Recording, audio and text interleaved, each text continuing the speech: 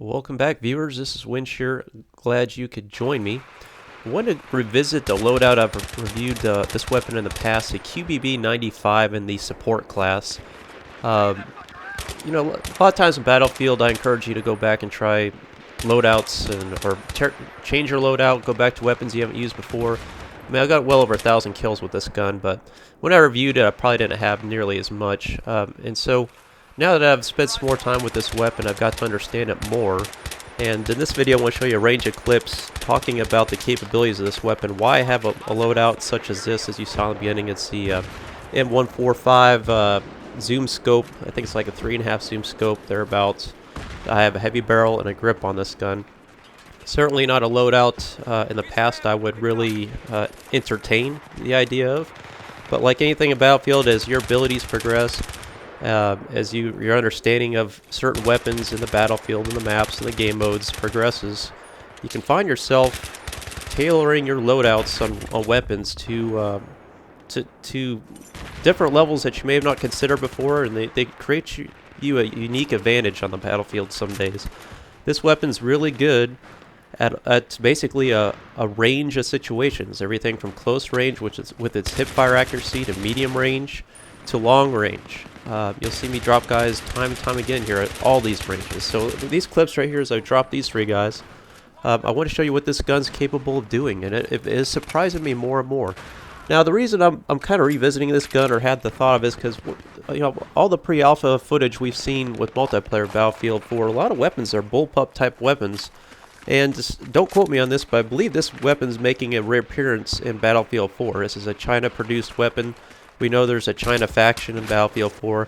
Therefore, I think if you're a betting man, you're going to see pretty much this weapon coming back. And it's definitely one of the underperforming weapons in the game, or not, I'd say non-mainstream weapons.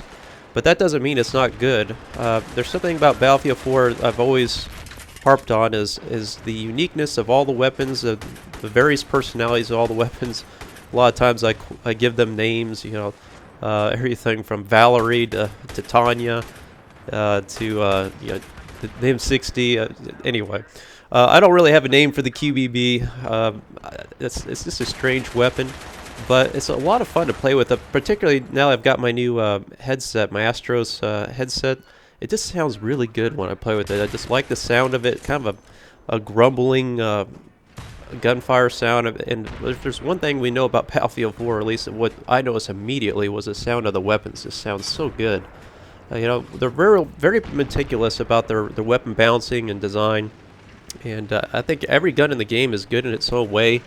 You know, it's just finding that gun that suits your needs or suits your abilities. Now, a little facts about the QBB. Again, the stats I've pretty much visited in my review of the gun, but I'll just touch on them quickly. It's basically just like the other light machine guns, where, you know, with the heavy barrel on, it's basically doing a maximum of was it 25 damage max, if I recall right? I'm gonna verify that. Yeah, 25, minimum of 18.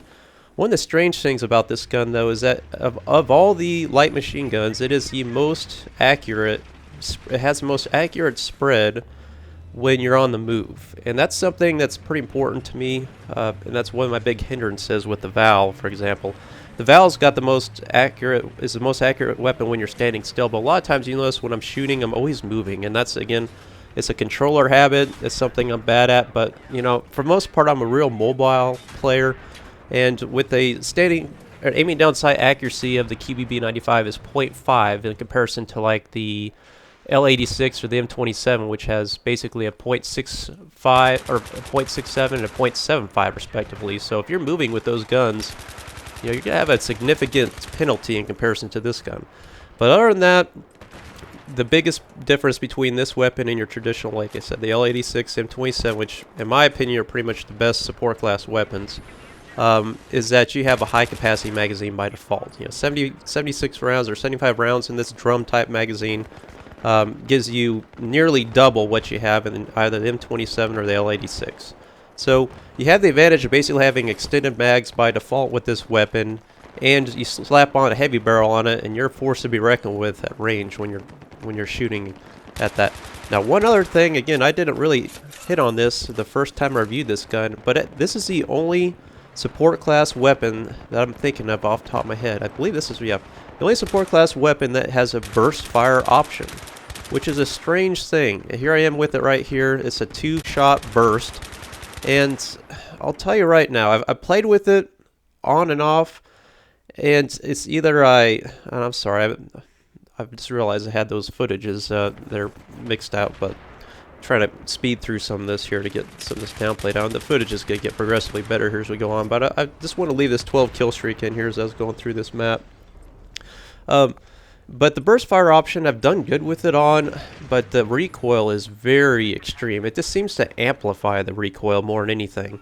So, you know, even though you'll see some, just pay attention to my fire mode when I'm going through these clips here, because you'll notice me change it pretty frequently, particularly at long range. At long range, I found myself, when I go to semi-automatic, a single shot fire, boy, can this gun really be a force to be reckoned with. I mean, this thing really will drop guys at range quite well with single fire. I'm going to show you quite a few clips with that. But for the most part, burst firing this gun with fully automatic mode selected too is a great option as well. Recoil compensation is another thing on this gun I'm finding on. It's real important that you try to get some aimed, you know, some counter recoil action going on. Look at this. Like, I'm in the middle of trying to knife this guy, and we're just getting like some grenades from, I think, that Jeep over there just dropped all over us. It's just everything's blowing up. I've had this screen shaking. It's one of those moments you just, you know, in the frantic pace of it all, trying to get through it. So pay attention to my fire modes as I go through here, but this gun, what I'm trying to say, is not a gun for the lighthearted. It takes patience, it takes time, it takes understanding. You got to appreciate this gun, but I'll tell you, it's not that bad. I've actually done pretty good with it. I'm not going to go out and say it's certainly not the best support class gun, but in certain situations, like I say, depending on the game mode, depending on situation, this gun can be the best weapon to have based on certain set of circumstances. So don't just discount a weapon just because it doesn't have the fastest fire rate. It doesn't have the fastest bullet velocity. By the way, this thing does have the fastest bullet velocity of the support class weapons. I think it's 670 meters per second with the heavy barrel on. So this gun's good at long range, which again, I keep emphasizing that. And check out that camo, huh? That airman camo there. It's a pretty neat little camo. I like the, you know, again, why we have certain camos in certain guns, who knows, but here it is on that. So here's an example of me going to single fire real quick at long range, taking out these guys up here on that ledge. I'll show numerous more examples of that as we go through here the footage. The Caspian border here, you know how much I love this level, especially in team deathmatches. You know, I think this map of any of them really allows you to try out various loadouts and weapons. So I encourage you, if you're trying to get new ideas down or test out a weapon loadout, come to Caspian border. You got a range of situations you can really exercise your weapon on. Now you can see, as you see these recoil patterns, I mean, this thing jumps up. I mean, you really got to be patient with it shooting. Obviously, full auto at long range is not even an option. But if you understand it, if you're patient with it, if you try to mitigate it, you can get to understand the weapon and work through these challenges. Because I'll admit, there are times I'm just like, where is this gun going? You just see it moving, shaking, dancing all over the place, which is why I like a grip on it. I've ran this gun with a bipod. I'm sure a lot of you will encourage the use of a bipod. I can't discourage the use of a bipod. However, I think for my play style, and I think where I think this gun shines most is its mobility. Again, if it has the best hip fire accuracy, if it has the best moving, aiming down sight accuracy, why lock yourself down with a bipod?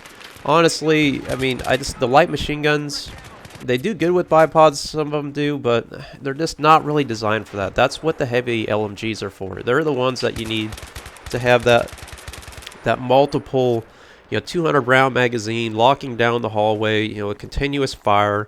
That's when you need bipods. I just, you know, I've reviewed both with without grips on some of these LMGs, or excuse me, the light machine guns, like the M27 and the L86.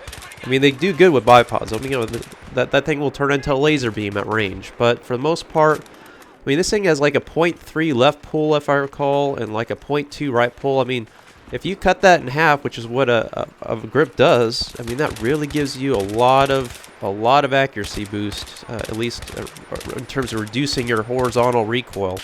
It allows you to really keep your your vertical recoil. Just focus on your vertical recoil is what I'm trying to say. Again, you'll see me here switch to, here I'm in burst fire again. You'll see me switch to single fire, and again, with a grip on this gun, I mean, aiming down sight penalty that you quote take, I don't see it, because it really, I mean, there's almost, it's very manageable is what I'm trying to say. Dishing out the knives more and more. I've noticed a lot of knife glitching lately. I think that's going to be a topic of my next video. I've got some great troll footage come up. It's unbelievable. It's probably the best yet.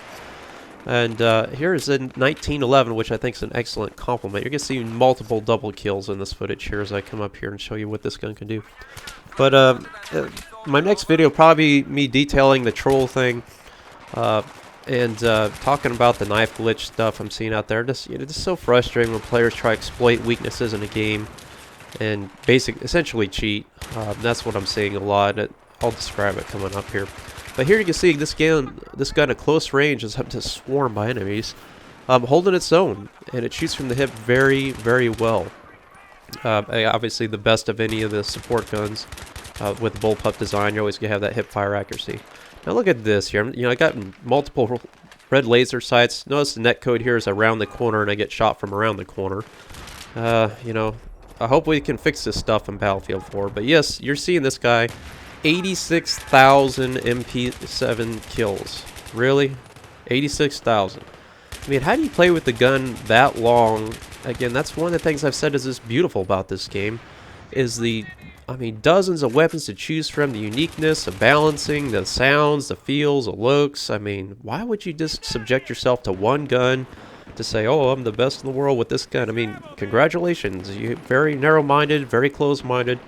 Expand your horizons, understand, what this game has to offer. Again, I've always said one gun in the game is not your golden solution to all the scenarios. And then this guy, he does good with it for most part in this match, but then he just gets owned and he rage quits. So, his restriction, him limiting himself to just one weapon, essentially caused him to say, you know what, I'm going to lose this game, I'm losing, I'm not doing good, so he rage quits. Maybe if he changed his loadout, changed his tactics, maybe things would have been better for him. That's one thing I notice a lot with people that tend to rage quit, and I've been there too. It's certainly if your team's not working together, leave, This is a team-based game. But changing your loadout is something I've preached for a long time. I don't know how many times I've changed my loadout, changed my strategy in a game, or just one piece of equipment on a game in the same class, and all of a sudden you break a stalemate, and you'll be surprised. So stick in there, but again, just don't subject yourself to one weapon in the game. There you can see again, there's that MP7 guy, just took him out firing from the hip with this gun. And I've gone toe-to-toe a lot of times with assault guns with this weapon. This gun's really good. It will hold its own against about any assault gun at range. So bear in mind too, you got a huge advantage tactically with the number of bullets you have in a magazine with this weapon as well. I just like the way it looks. I'm gonna have to, I mean, it is a pretty cool gun when you load it up there and you pull it up and kind of can it there to 45. It looks darn good. It just, that's what this game's about. Find a gun you enjoy playing with. It may not be the best gun, but it's fun to play with. But you can see these range kills there, as I throw in here, again, the 1911 double.